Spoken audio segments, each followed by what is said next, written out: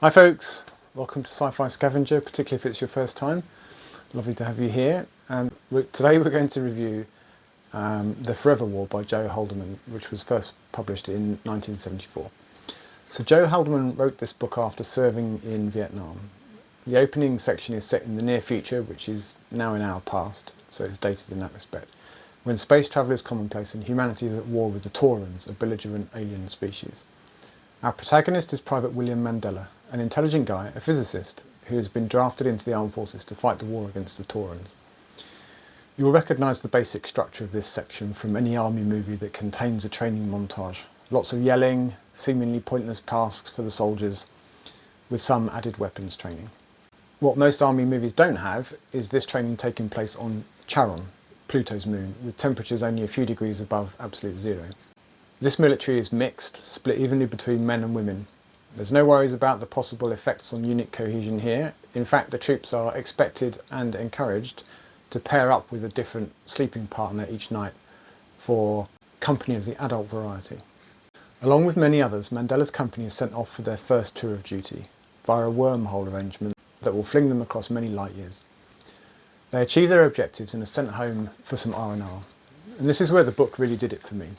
Their active tour was a matter of a few months, but because of time dilation effects inherent in faster than light travel, they return to Earth many years after they've left.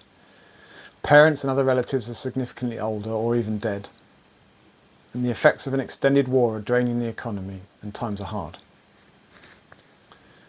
Back into active duty Mandella goes, even more hairy than the first time and even further away, meaning that their next R&R is even further into the future.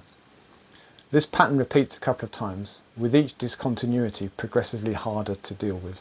Relationships that Mandella develops with his troops are difficult to maintain. If they happen to be assigned to a different battalion or to a different mission, their journey times will vary dramatically and they may never see each other again.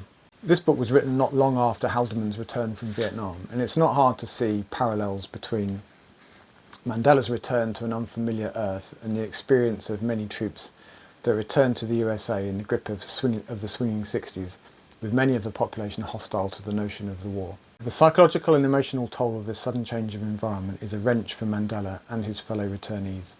I really enjoyed these sudden changes, the whiplash, if you like, experienced by Haldeman and his friends and lover as they returned each time, decades or even hundreds of years after they'd left.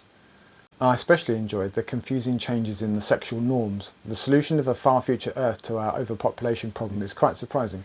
Our returnees are often the odd ones out and struggle to reintegrate. The descriptions of the combat scenes seem realistic to me, even with low gravity and advanced weapons. I almost found myself ducking flying projectiles.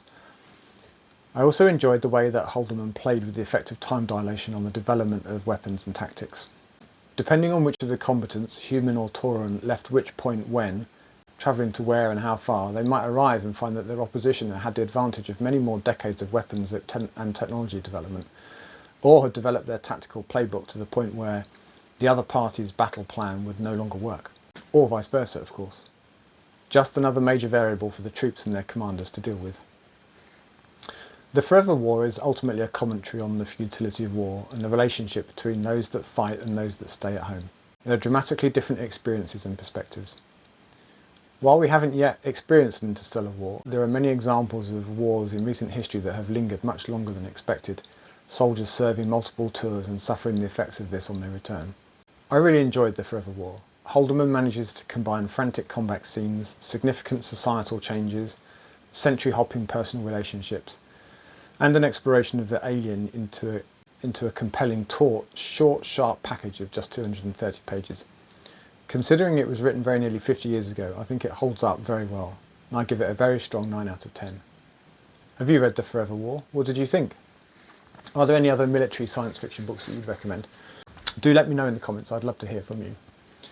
As usual, thanks so much for watching, and if you like science fiction booktube content, why not subscribe to my channel?